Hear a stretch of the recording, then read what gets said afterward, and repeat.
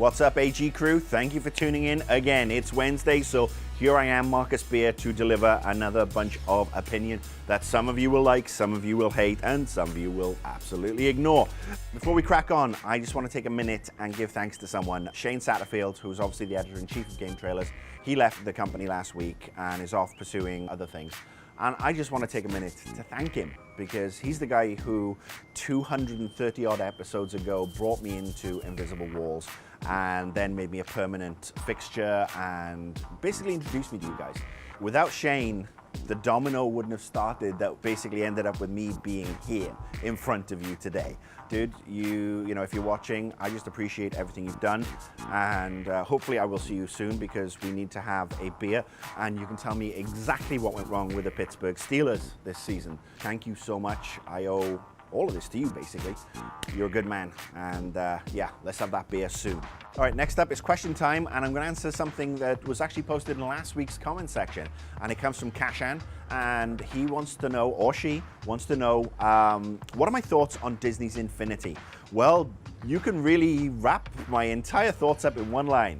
Activision, you screwed! To go into detail, obviously Disney Infinity is this Skylanders-esque type thing where it's, you know, a little thing where you drop toys on and the toys integrate into a game. The big advantage that Disney have with, you know, over Skylanders rather, is the toys they can bring. Pirates of the Caribbean, Jack Skellington, the Disney Pixar stuff, so The Incredibles, Monsters Inc., Toy Story, and all those toys, which normally sell like hotcakes anyway, are now going to be transplanted into a video game. So that makes it a phenomenally attractive proposition to the Skylanders fan base. And then, of course, you have the two properties that haven't been announced yet, but you can bet dollars to donuts that these things are coming. First up, Star Wars. Yeah. Clone Wars, I'm sure we're going to see some characters coming in. I'm sure there's going to be a Clone Wars game. And then, of course, there is Marvel. You honestly don't think we're not going to see the Avengers or X-Men or whatever moved into this environment in a different guise maybe to their other licensed versions? Yeah, they're all going to be on this. And when they come on top of everything, Skylanders, which sold phenomenally well last year, it was in the top 5 you know, games of the year with regards to sales, that's going to find it hard to compete, because it was cool tech, so-so games. Now, cool tech, great characters, who's going to care what the game's like? People are going to buy it. So Activision, bit of advice for you. I know you have Call of Duty.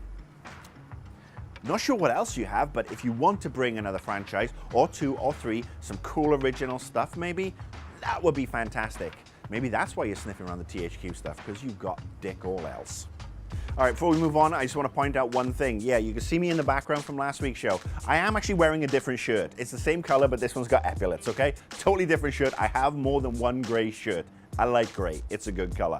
Anywho, moving on.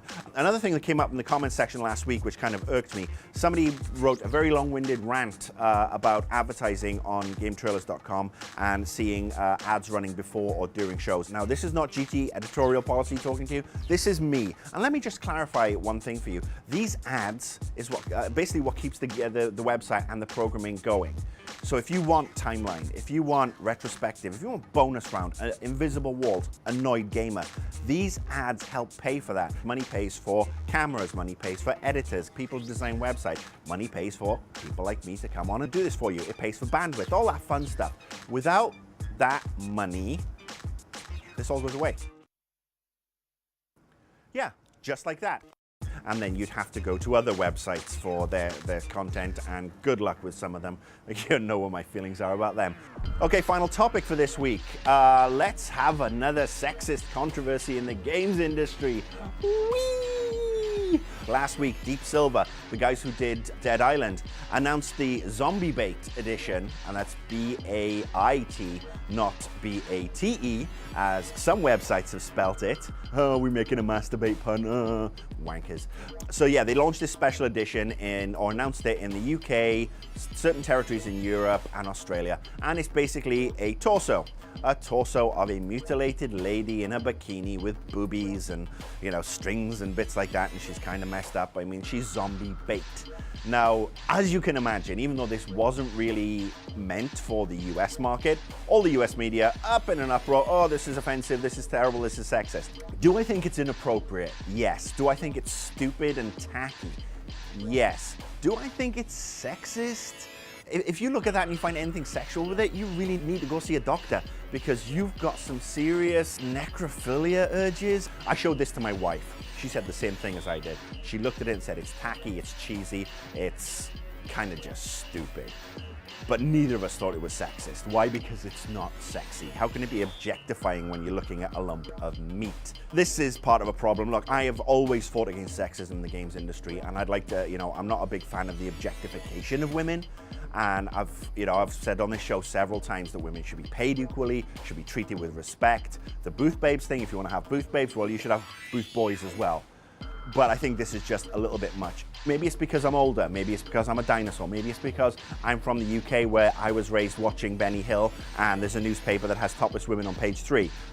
Do I objectify women? I don't think I do. I think actually I respect women. But then there's this country where sex is taboo. Boobs are bad. Lady bits are bad.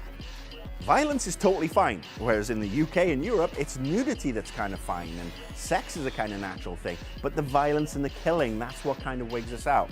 So I'm not sure if it's a perception thing here, or maybe just there's a generation of video game journalists who are just growing up to whine and bitch about everything. And not in the cool way I do it.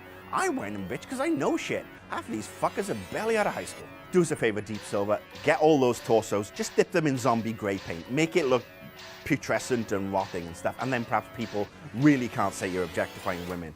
And like I said, if you think that is sexy in any way, shape or form, go find your local mental health care provider because you got fucking issues.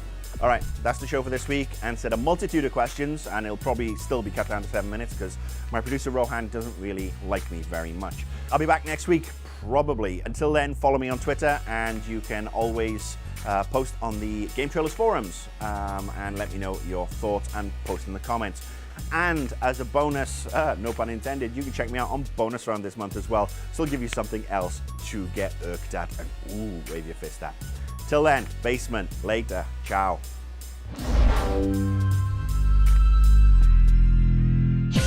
See this and other GT shows and game reviews on the GT Originals iOS app, available now on the App Store.